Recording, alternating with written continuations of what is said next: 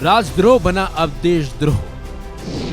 धारा 420 भी हो गई खत्म। जाने नए कानूनों ने क्या क्या बदल डाला। 1 जुलाई से बहुत कुछ बदल गया है।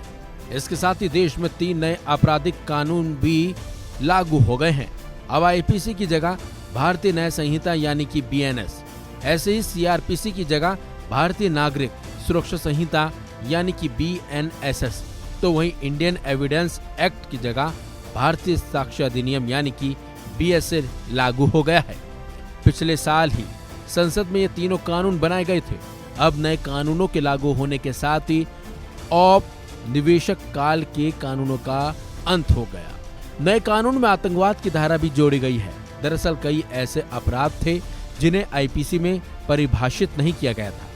इसमें यह नहीं बताया गया था कि कौन से अपराध आतंकवाद की श्रेणी में आएंगे। नए कानून में भारत की एकता, अखंडता, सुरक्षा और आर्थिक सुरक्षा को खतरा पैदा करने को आतंकवाद की श्रेणी में रखा गया है। भारतीय न्याय संहिता की धारा 113 में इसका वर्णन किया गया है। इसमें भारतीय मुद्रा की तस्करी भी शामिल होगी। आतंकी गतिविधियों के लिए उम्र कैद या फिर फांसी की सजा भी हो सकती है। इस नए कानून के मुताबिक आतंकी साजिश रचने के लिए 5 साल से लेकर उम्र कैद तक की सजा का प्रावधान है।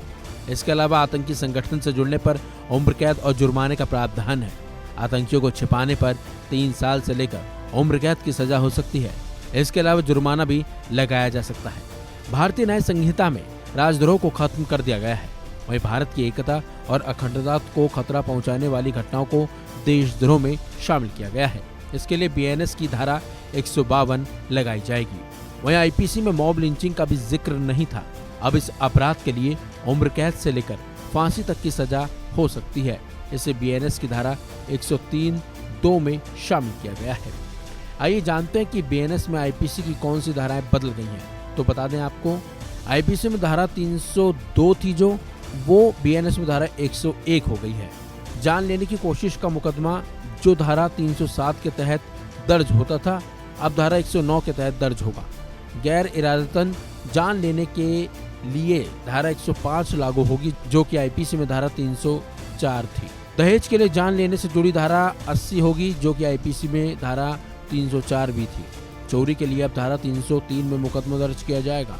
आईपीसी के तहत 379 में चोरी का मुकदमा दर्ज होता था। इसी तरह दुष्कर्म की धारा 376 से बदलकर अब 64 हो गई है। छेड़छाड़ का मुकदमा धारा 74 के तहत दर्ज होगा। धोखाधड़ी का केस धारा 420 की जगह अब 318 के तहत दर्ज होगा। लापरवाही से जान जाने का मामला धारा 106 के अंतर्गत आएगा जो कि पहले 304A में आता था। आपराधिक षड्यंत्र के लिए धारा 120B की जगह धारा 61 लागू होगी। मानहानि के लिए धारा 499 से 500 की जगह अब 356 लागू होगी। लूट और डकैती के लिए धारा 309 और धारा 310 होगी लागू। जुलाई से अब इन नए कानूनों के तहत ही अब कार्रवाई होगी और मामले भी दर्ज होंगे। फिलहाल इस खबर में बस इतना ही। अपडेट्स के लिए बने रहिए वन इंडिया हिंदी के साथ।